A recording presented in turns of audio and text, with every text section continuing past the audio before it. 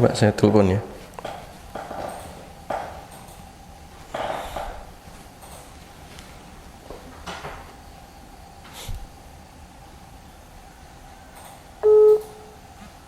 Tekan 1 untuk meninggalkan pesan suara. Biaya Rp460 per menit. Karena nomor yang Anda tuju sedang tidak dapat menerima panggilan.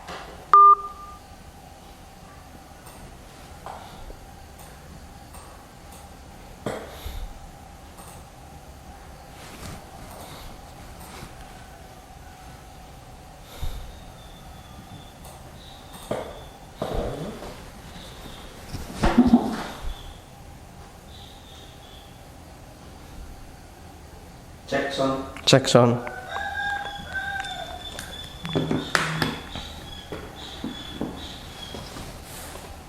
Cek sound. Bismillah.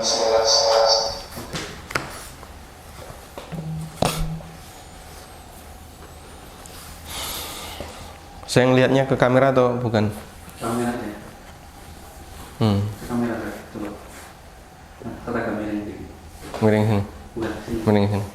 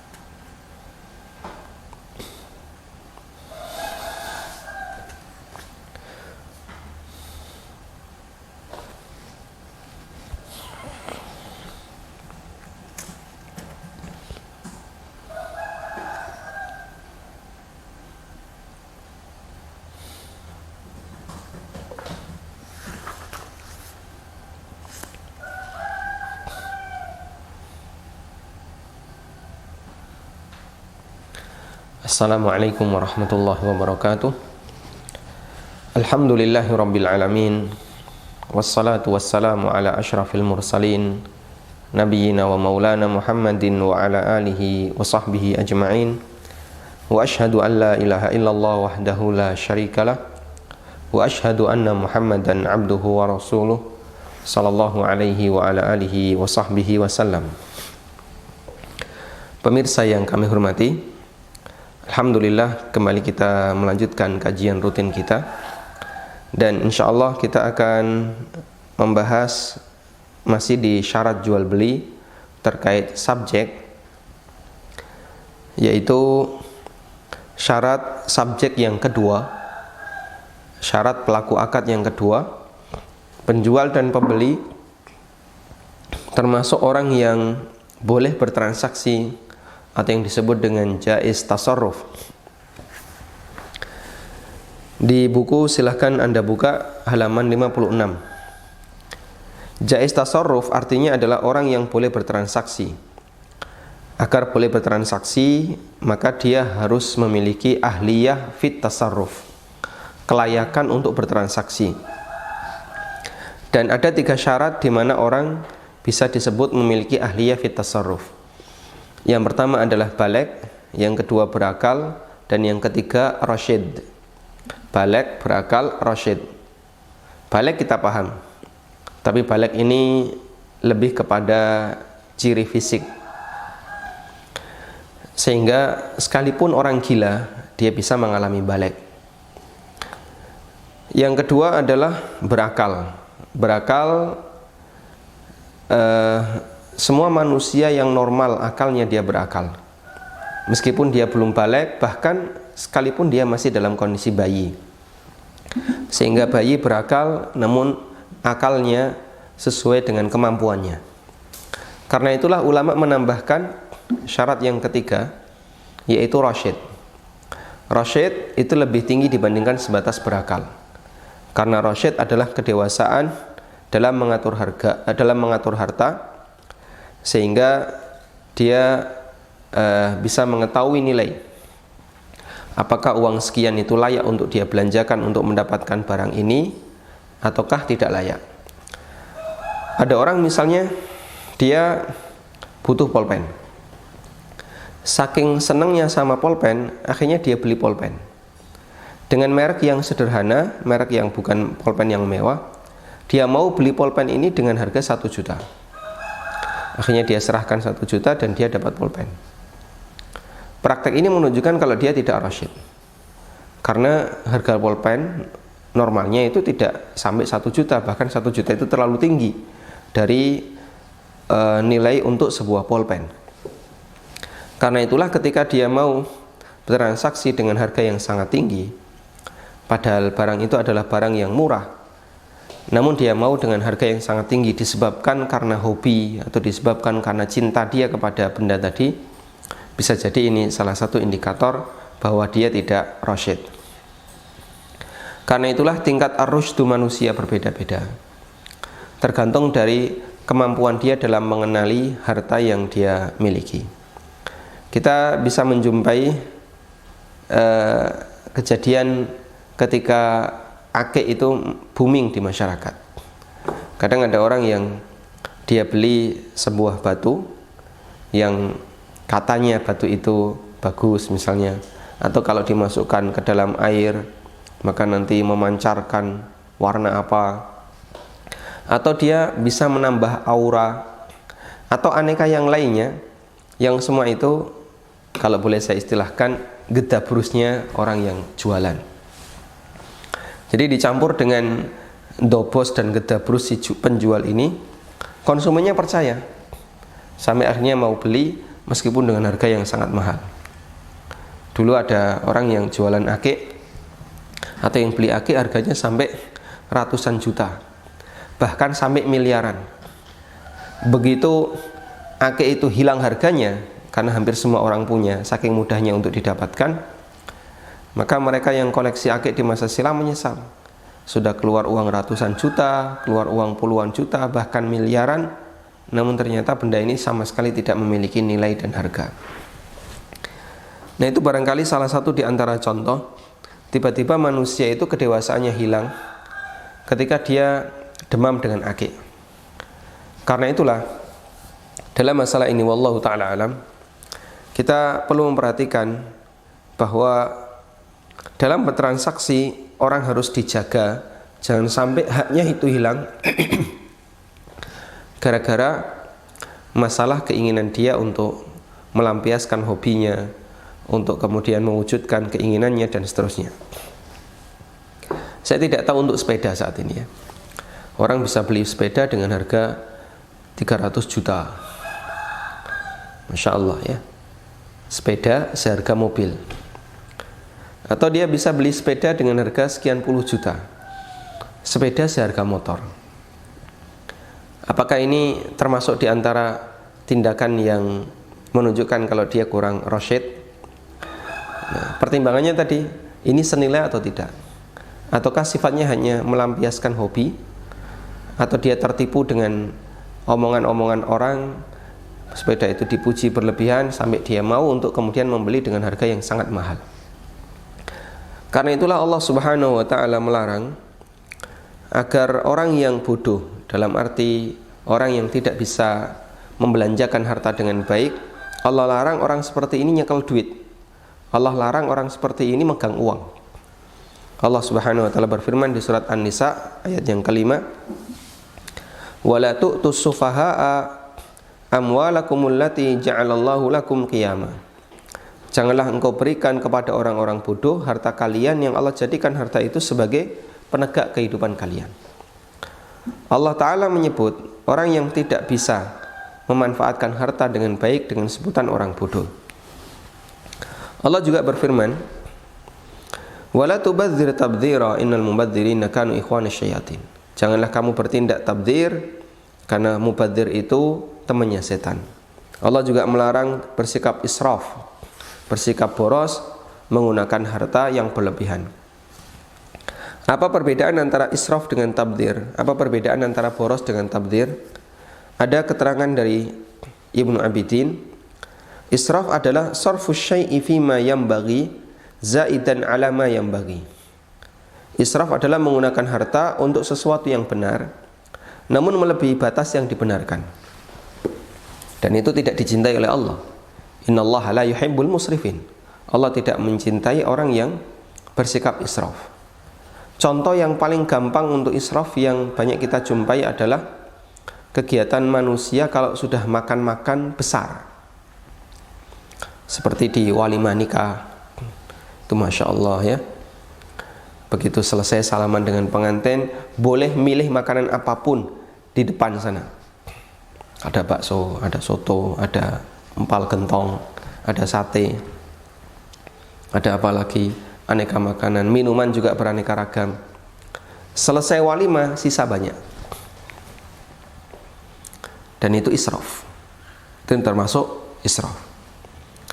Karena itu tindakan seperti ini dicela dalam Al-Quran, dicela dalam Islam. Karena itulah Nabi SAW pernah mengingatkan, syarrut ta'ami ta'amul walimah. Makanan yang paling buruk itu makanannya walimah. Hidangan yang paling tidak baik itu hidangan walimah. Kenapa? Beliau menyebutkan karena dalam walimah itu umumnya yang diundang oleh orang yang memiliki hajat, penyelenggara walimah adalah orang-orang kaya. Sementara orang-orang miskin nggak pernah diundang. Orang-orang yang nggak mampu, anak yatim tidak diundang. Dan di samping itu makanannya, Masya Allah ya, kadang berlebih, jumlahnya sangat banyak, sampai sisa-sisa dalam jumlah yang banyak.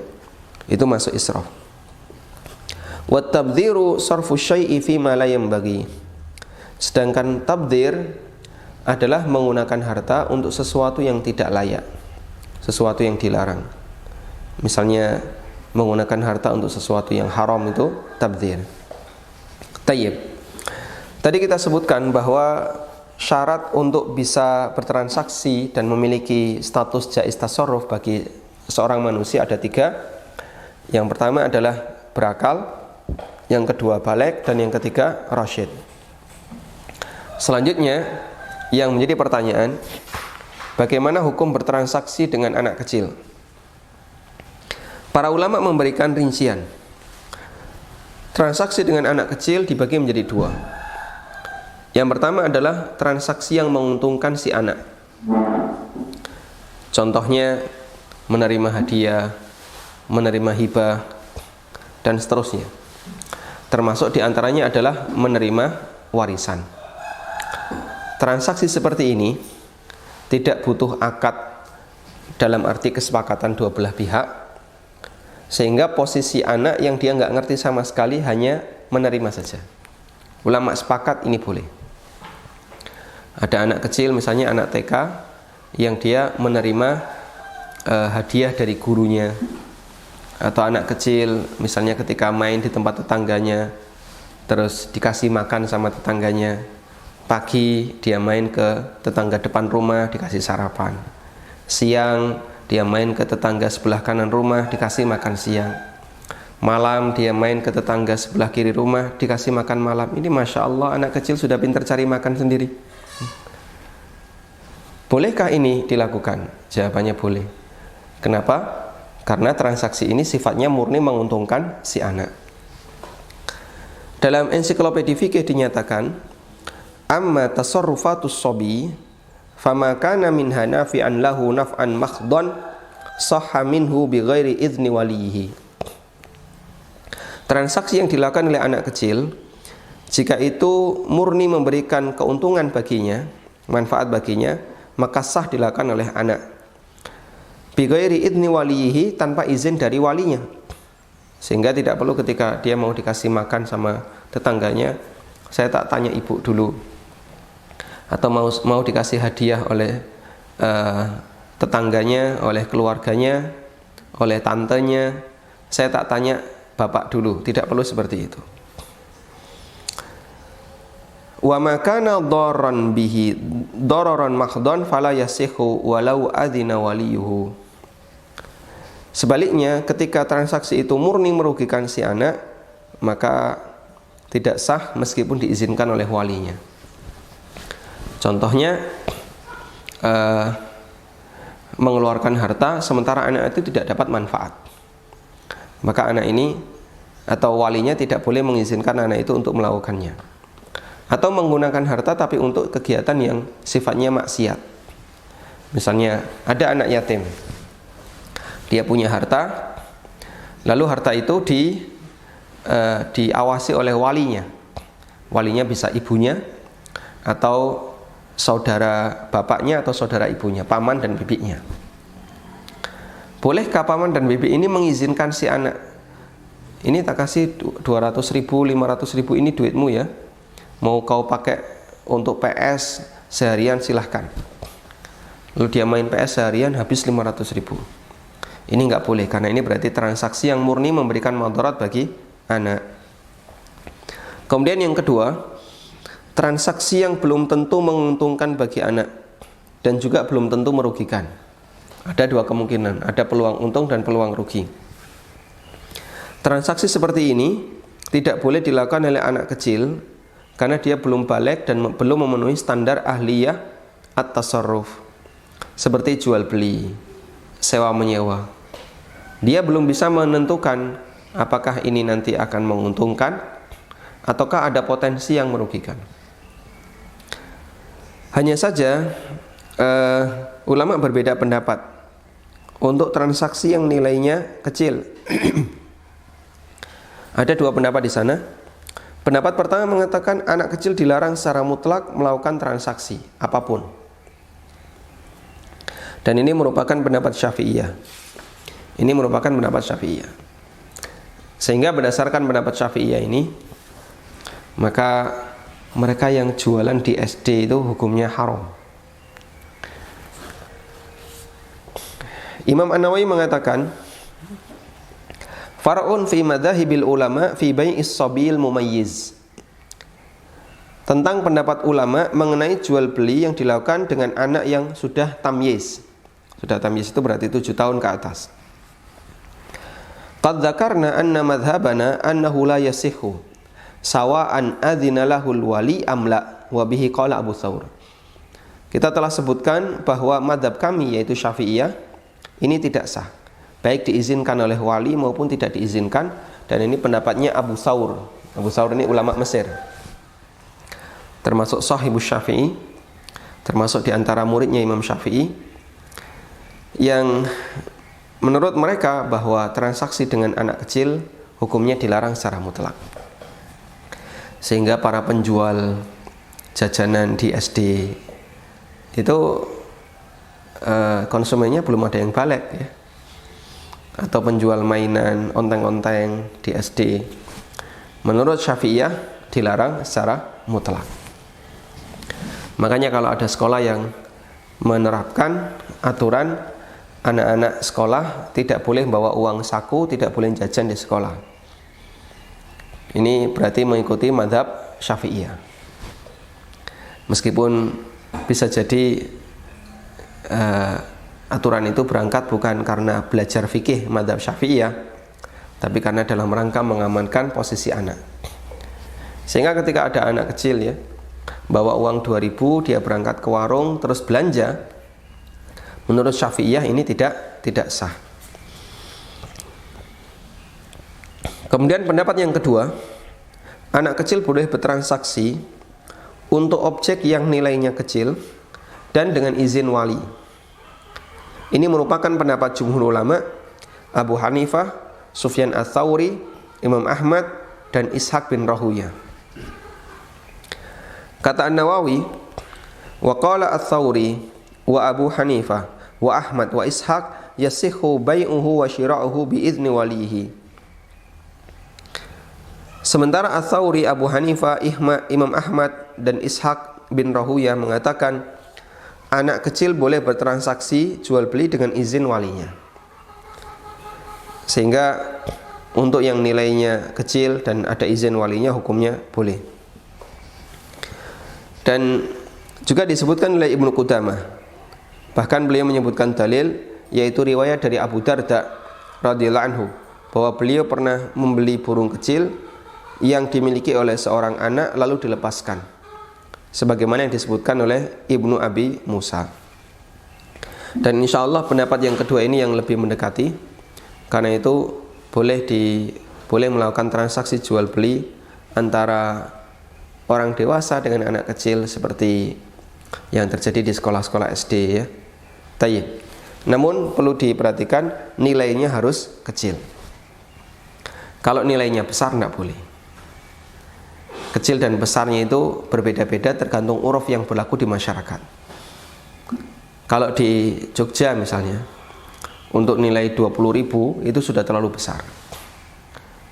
Sehingga anak belanja dinilai 20.000 ini termasuk transaksi yang dilarang.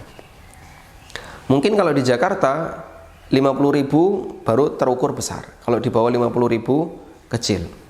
Nah, itu berbeda-beda antara satu daerah dengan daerah yang lain.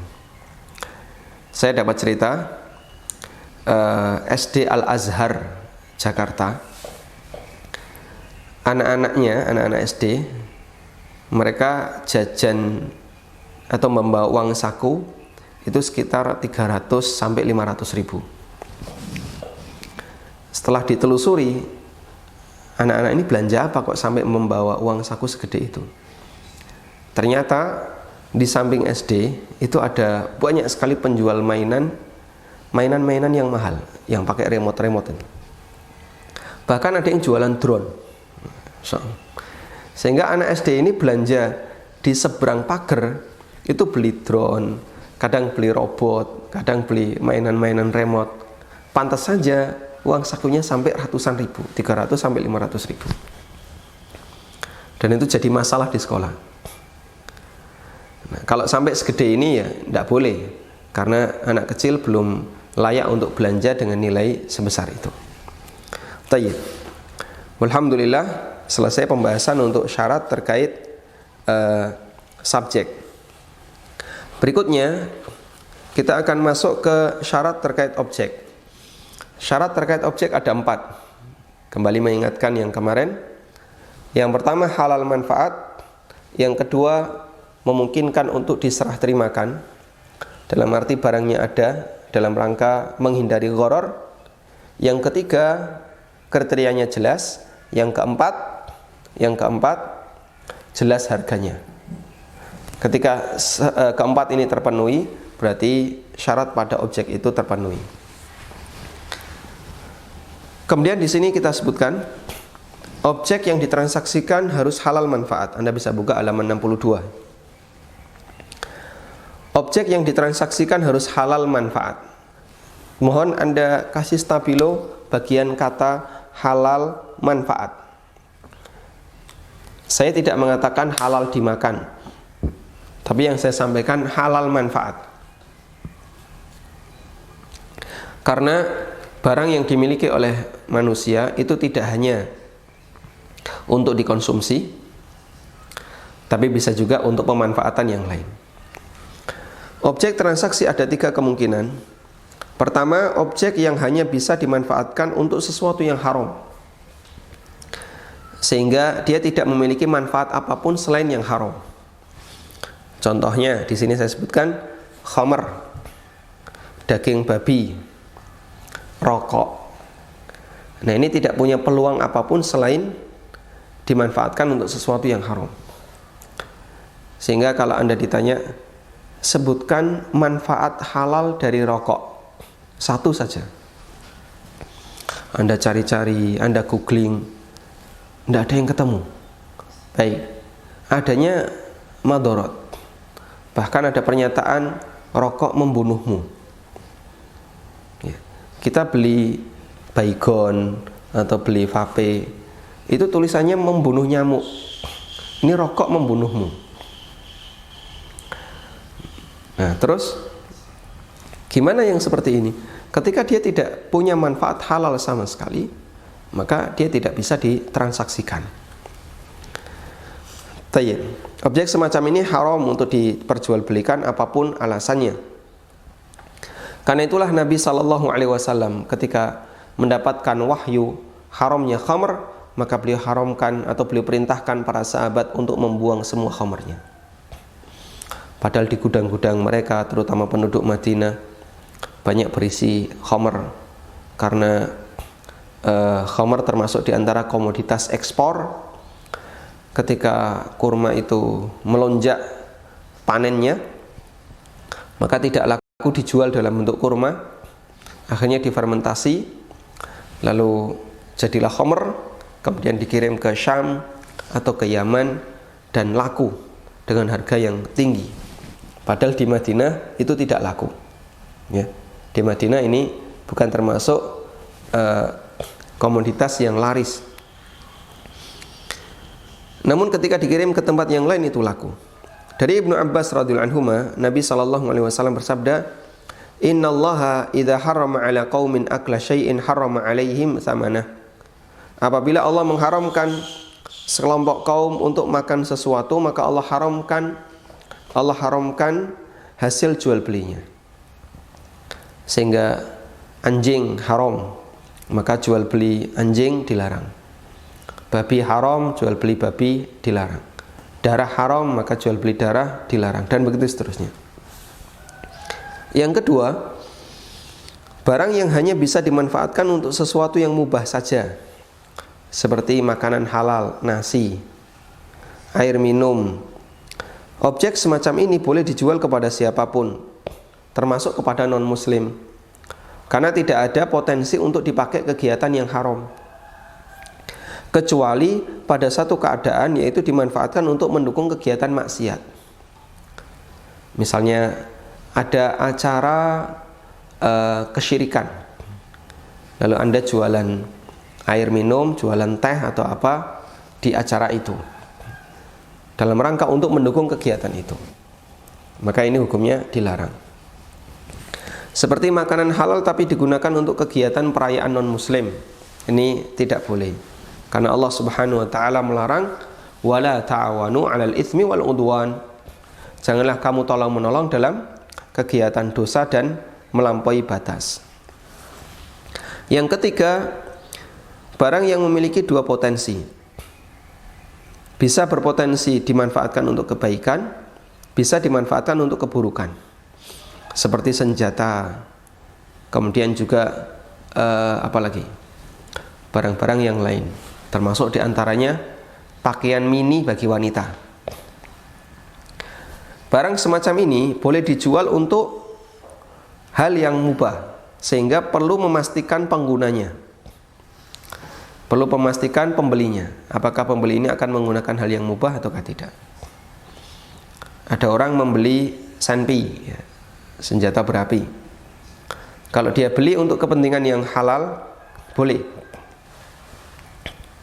Tapi kalau dia beli untuk kepentingan yang haram, hukumnya dilarang. Wanita membeli pakaian yang mini, kalau itu dimanfaatkan untuk dipakai di dalam rumah atau di dalam kamar, boleh. Tapi ketika itu dimanfaatkan keluar rumah, jelas itu terlarang. Dalam Sahih Bukhari disebutkan, kariha Imran ibn Husain bai'as silah fil fitnah. Sahabat Imran bin Husain membenci jual beli senjata ketika di suasana konflik. Kenapa? Karena dikhawatirkan senjata itu akan dimanfaatkan untuk kegiatan yang haram, dipakai untuk membunuh muslim. Tayyib. Selanjutnya, syarat yang keempat, berarti syarat kedua terkait objek. Barangnya memungkinkan untuk diserah terimakan. Jika barangnya tidak memungkinkan untuk diserah terimakan, maka ini masuk kategori gharar. Saya kasih keterangan. Yang dimaksud tidak mungkin diserah terimakan adalah barang yang masih mengandung peluang antara ada dan tidak ada, antara bisa diserahkan dan tidak bisa diserahkan. Sehingga ketika itu dijadikan sebagai objek transaksi, di sana ada peluang antara menguntungkan atau justru rugi. Berarti ada faktor mukhatarah, untung-untungan. Dan itulah yang dimaksud dengan jual beli gharar. Dalam hadis dari Abu Hurairah radhiyallahu anhu, beliau mengatakan, naha Rasulullah sallallahu alaihi wasallam an bai'il gharar. Rasulullah sallallahu alaihi wasallam melarang jual beli gharar. Halaman 64, Anda ulang bagian ini ya. Hadis yang pertama, Dari Abu Hurairah radhiyallahu anhu, Nabi sallallahu alaihi wasallam bersabda, "Naha Rasulullah sallallahu alaihi wasallam." Tolong dicoret bagian Nabi sallallahu alaihi wasallam bersabda. Anda coret bagian itu. Yang betul ini perkataan Abu Hurairah. Abu Hurairah radhiyallahu anhu mengatakan, Rasulullah sallallahu alaihi wasallam melarang jual beli gharar. Karena tidak mungkin Nabi sallallahu alaihi wasallam bersabda, Rasulullah sallallahu alaihi wasallam melarang jual beli gharar. Berarti kalimat ini adalah perkataan Abu Hurairah. Rasulullah sallallahu alaihi wasallam melarang jual beli gharar. Hadis riwayat Muslim, Abu Dawud dan yang lainnya, dan statusnya sahih. Kemudian contoh jual beli gharar adalah jual beli ijon. Dalam hadis dari Anas bin Malik radhiyallahu anhu, beliau mengatakan, anna Rasulullah sallallahu alaihi wasallam naha an bai'i thimar hatta tuzhiya. Rasulullah sallallahu alaihi wasallam melarang jual beli buah-buahan sampai terjadi zuhu, sampai terjadi hatta tuzhiya, yaitu layak untuk dipanen. Faqila lahu wa ma tuzhi. Kemudian ada yang bertanya, apa yang dimaksud dengan batasan layak dipanen? Qala, jawab Nabi sallallahu alaihi wasallam, hatta tahmarra, sampai buahnya itu memerah. Faqala, lalu beliau mengatakan, ara'aita idza mana Allahu thamrata bima ya'khudhu ahadukum mala akhi. Apa pendapatmu jika Allah Ta'ala takdirkan orang ini gagal panen? Dengan alasan apa dia mengambil harta saudaranya? Konteks jual beli buah di zaman Nabi SAW di Madinah itu berlaku untuk kurma. Ada anggur tapi jarang, kebanyakan kurma. Nah, kurma yang jumlahnya banyak di Madinah, kadang ada orang yang sudah memborong ketika dia masih dalam bentuk manggar kurma. Keluar manggar, kemudian nanti ada calon buah kurma, kecil-kecil, banyak sekali. Calon buah yang kecil-kecil banyak sekali itu ada dua kemungkinan. Bisa besar, bisa rontok. Kalau besar berarti nanti berhasil dipanen, kalau rontok berarti ya sudah dibuang. Nah, praktek di masa silam, mereka kadang sudah memborong ketika buahnya masih kecil-kecil, masih hijau-hijau, belum layak dipanen ya. Barangkali Anda yang pernah umrah pernah ditawari kurma muda bagi yang belum hamil, padahal itu wallahu alam benar atau tidak kita tidak tahu. Dan itu tidak bisa dimakan ya. Kalau dimakan ya rasanya rasanya sepo. Sepo itu bahasa Indonesianya apa?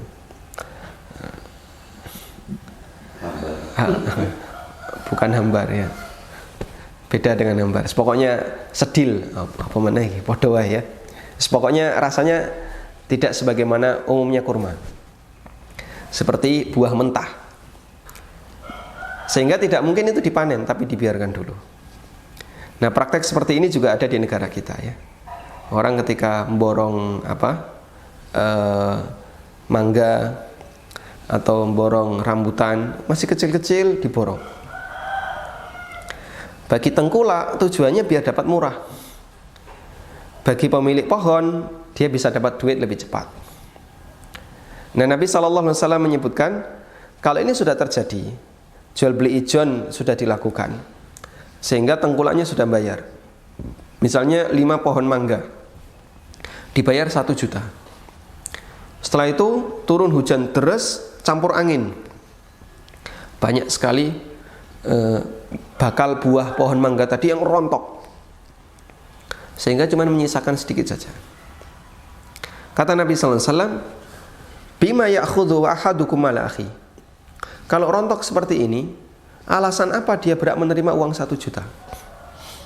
Sementara si pembeli tidak dapat apapun. Sehingga Nabi SAW melarang jual beli ijon, karena di sana ada gharar yang besar.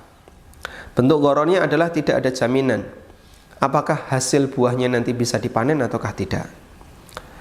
Ada kemungkinan antara berhasil panen dan kemungkinan gagal, dan kemungkinan ini sangat besar. Meskipun penjual dan pembeli melakukannya secara saling ridho, namun keberadaan ridho tidak cukup, karena yang menjadi masalah bukan pada pemaksaan transaksi, pemaksaan pelaku akad, akan tetapi objek transaksinya tidak jelas, apakah bisa diserahkan ataukah tidak. Judi itu saling ridho, namun dilarang dalam syariat. Sehingga model-model seperti ini yang mengandung gharar besar hukumnya dilarang. Asuransi itu saling ridho, tapi dia mengandung gharar yang besar. Dan insya Allah untuk masalah gharar akan kita kupas lebih rinci di bab tersendiri, yaitu di bagian ilah transaksi jual beli. Anda bisa melihat di poin yang ke-10 atau di bab yang ke-10, memahami ilah larangan jual beli, di halaman 244.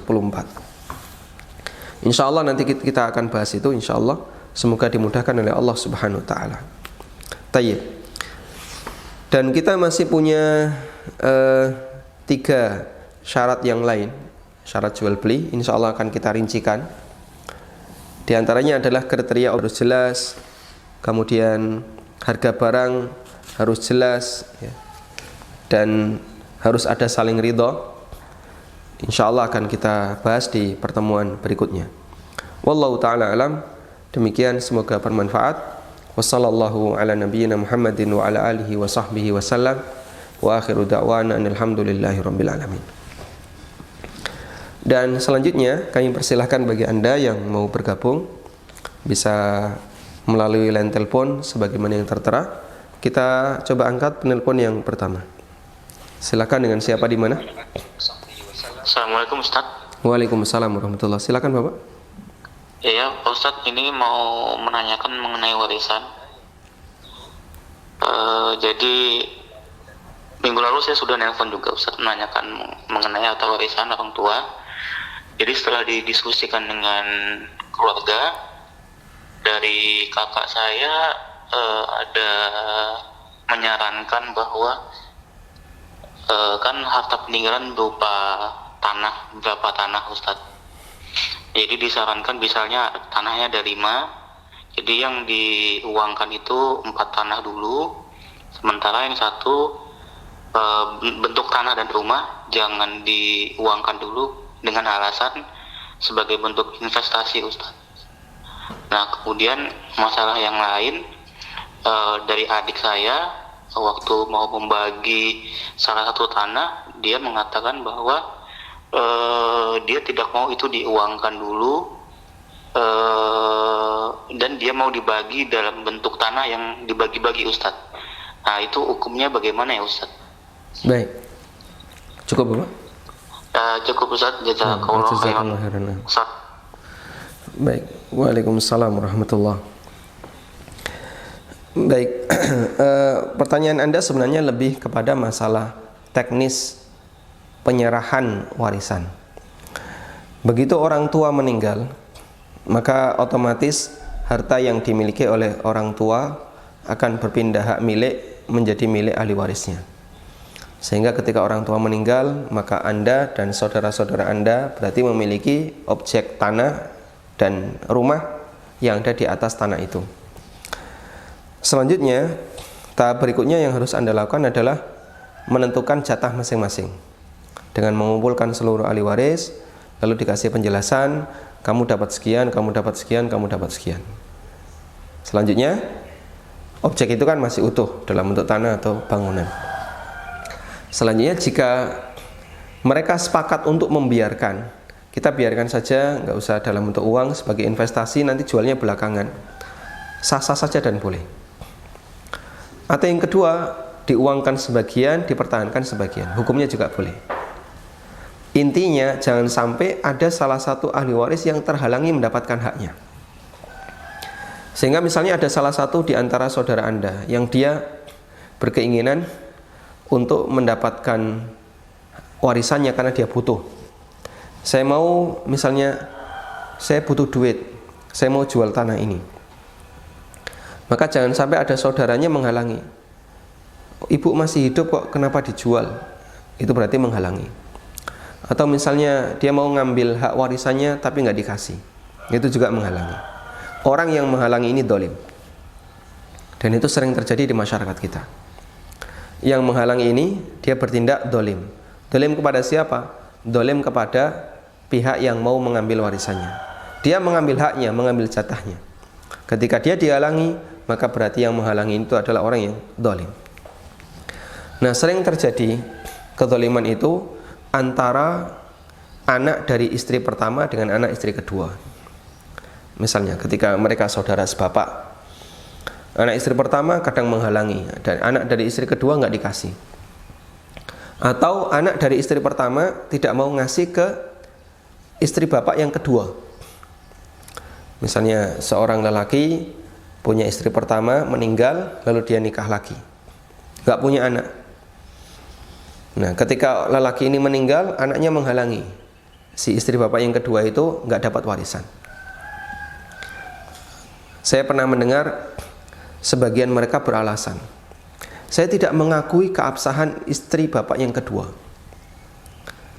Lalu saya jawab, kalau kamu tidak mengakui keabsahan istri bapakmu yang kedua, berarti itu sama dengan menuduh bapakmu berzina. Kalau tidak diakui kan berarti nikahnya batal. Artinya pernikahan bapakmu dengan istri yang kedua ini tidak sah, dan itu zina. Dan sebagai seorang anak, dia tidak boleh bersikap seperti ini, jadi tidak menghormati orang tuanya. Wallahu ta'ala alam, apa yang mendasari orang itu begitu rakus dengan harta warisan. Karena itulah Nabi SAW ingatkan, orang yang mengambil haknya atau orang yang mengambil hak orang lain dalam masalah warisan, dan jelas itu bukan haknya, maka sesungguhnya dia mengambil sepotong dari bara api neraka. Disebutkan dalam hadis riwayat Ahmad, Ibnu Abi Syaibah dan yang lainnya, datang dua orang menghadap Rasulullah SAW merebutan warisan.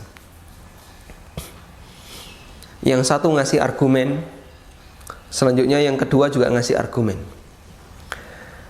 Tapi namanya orang ketika memberi argumen, ada yang lebih pintar, ada yang kurang pintar. Kemudian selesai mereka memberikan alasan, argumen masing-masing, Nabi SAW sebelum memutuskan, beliau ngasih muqaddimah. Beliau mengatakan, innama ana bashar, aku hanyalah manusia biasa, dan aku akan putuskan sebagaimana yang aku dengar. Beliau tidak tahu hal yang gaib jika tidak dikasih oleh Allah Subhanahu wa ta'ala berita tentang hal yang gaib. Sehingga ketika beliau mendapatkan aduan, beliau hanya mempertimbangkan sesuai dengan kriteria penjelasan yang disampaikan oleh orang-orang yang sedang bersengketa. Lalu beliau katakan, jika nantinya aku putuskan menang salah satu dan hakikatnya itu adalah bukan haknya, maka ketahuilah sesungguhnya saya telah memberikan sepotong bara api neraka kepadanya. Kalau dia mau makan silahkan, kalau mau dia tinggalkan silahkan. Begitu selesai beliau memberikan nasihat seperti ini, dua orang tadi langsung nangis.